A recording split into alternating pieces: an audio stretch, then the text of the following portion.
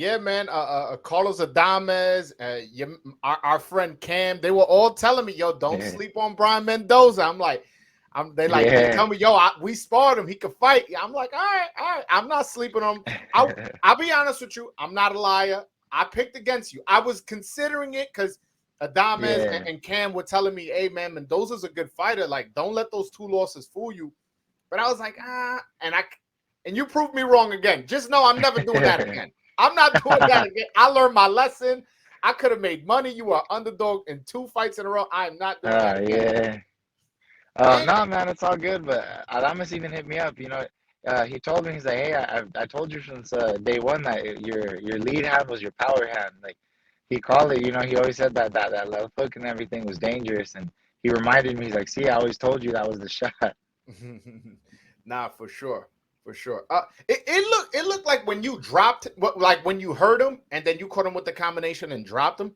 It kind of looked like you didn't know the fight was over. It kind of looked like you were expecting him to get up. You kind of walked away to the corner, and once you realized it was like, oh snap!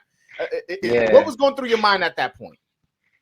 At that point, man, I just saw, the way he sat up. So I was like, okay, his heart is still there. Like he's not quitting. He sat up right away. But when I realized it was when I saw that his body wasn't responding. He sat up out of pure heart. That was just his heart that sat him up. But his body wasn't there. The mind wasn't. That's why he looked so dazed. And they kept him sitting for quite a while. After because he was there, but it was just mentally, not there. Like the body was not responding, and that's kind of when it kicked in. But yeah, at first I was like, nah, he'll probably get up, because I'm used to this guy that's supposed to be in crazy conditioning, has a million punches per fight and all this stuff. So you expect them to, be able to get up from that stuff. But I do know that those are some mean shots that landed. Yeah, man. I gotta send you my reaction because I did a live while I was I watching the saw it, fight. man. You I saw saw it? it too. I Yeah, was that was like, dope, oh man. shit! I was going crazy, man. Like I was not expecting that. I had Fundora winning, and then you just Yeah. boom. I was like, I went crazy. Describe that feeling of when you knew you got the knockout, man.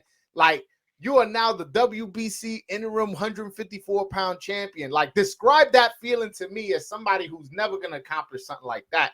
How how Man. is it like? Whoa! I really got the knockout. I really pulled off the upset twice in sensational fashion. Man, it's as crazy as you're making it sound. Like it really feels like that. And then ever since like especially I saw the ref waving it off, and I was like, yo, this is real. Like it feels like I've entered into a dream and I just haven't woke up, man. Like it really feels like that. It's surreal. Like I keep telling people, I'm not gonna sit here and play it cool, like, oh yeah, no, this is supposed to happen, blah blah. Like, nah, man. Like I know I wasn't supposed to be here, so I'm cherishing every moment, man. I'm just super thankful. Like this is real life, man. I kept telling my team now, like, yo, is this real life? Like it's just crazy, man. Cause like it's you work and you work and you have these setbacks and everything, and then people start giving up on you, counting you out, and it's just wild, man. To like see everything really come full circle and like prove even to myself, that hard work pays off, like 1000%. This is crazy. And this is like. I complain a lot about boxing because of the politics and this and this. This is something I love in boxing. You have two Yeah, losses. You coming off two sensational underdog knockouts, and now like your next fight. Listen, if I'm you, I'm not stepping in the ring less than 200K. If I'm you, yeah, you know what I'm saying? You're gonna have to pay me. I'm giving you stuff that you can put on your Instagram. I'm not just getting knockouts. I'm getting yeah. sensational knockouts. Knockouts I'm supposed to lose. Forget Uh-huh. forget that it's a knockout. I'm supposed to lose those fights. I need 200K. I'm not taking nothing less than that.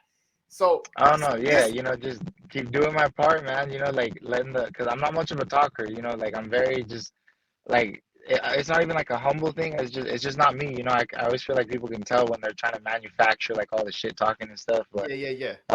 I love that. Now I'm legitimately just letting my work do my talking for me. Like the fights, like I don't have to talk crap. It's like look at the results I'm producing. Like just put me in the ring, man. Like that's all you got to worry about.